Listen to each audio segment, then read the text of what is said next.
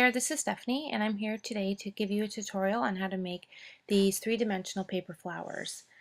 To start, you need a square of pattern paper. It needs to be even all the way around, so the one I'm using here is a 4-inch square.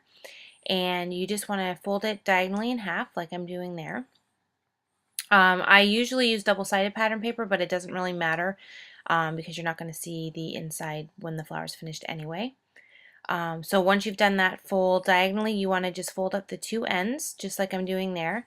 And I tend to use my bone folder once I've made all the folds, just to kind of give it a good crease so that I know that it's going to keep its shape once we're ready to go.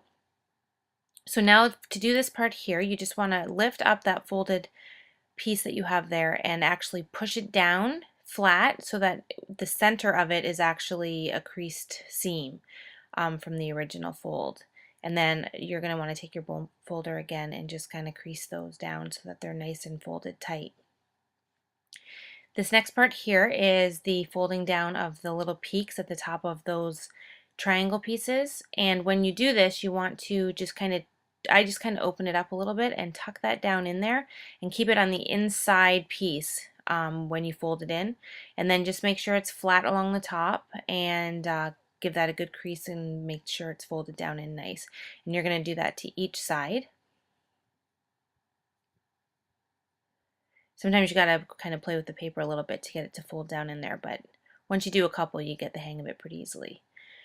So I'm just going to crease those down, and then once you get those done, you just want to take those two side pieces and you're going to actually just fold them over on the crease that you already have in the center from when you had folded it previously. And you're going to do that on both sides.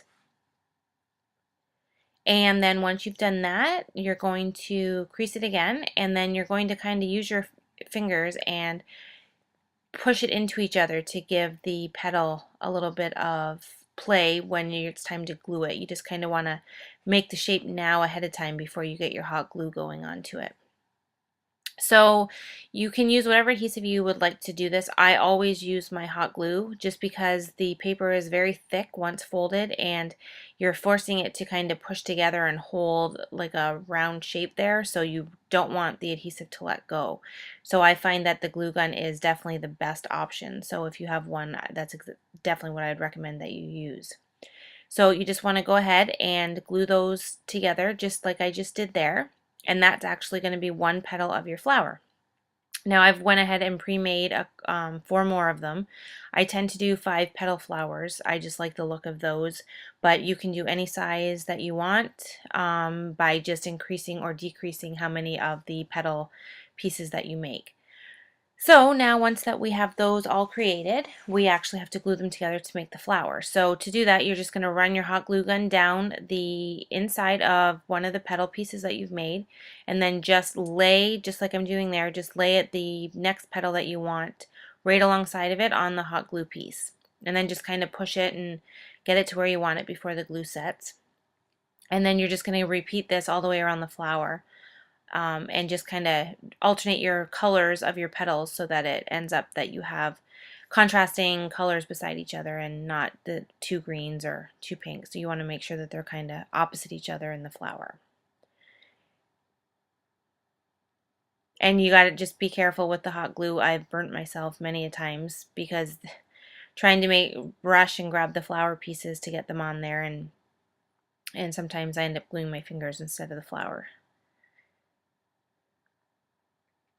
And then once you get to your last petal here, you're going to actually, when you put your hot glue gun on, you're going to put your glue gun on the side of each of the petals that remain, since you're going to actually sandwich this one right in between there. So I tend to start at the bottom and then push the top piece in and then push it all together. And there you have a very cool dimensional flower, and it's extremely sturdy just because the paper that's being used is cardstock weight pattern paper. So I definitely recommend this type of pattern paper. I don't recommend like flimsy thin stuff, which I'm not even sure if you can get that anymore, but this thicker stuff is definitely the best option. And then to finish off the flower, I like to add a button to the center. This is one of Jelly Bean Soup's newest wood buttons that was released at the last CHA show. And I just have some May Arts natural twine tied in the middle there. And then I glue that right onto with my hot glue gun so I know it's not going to go anywhere. And that completes the whole entire flower.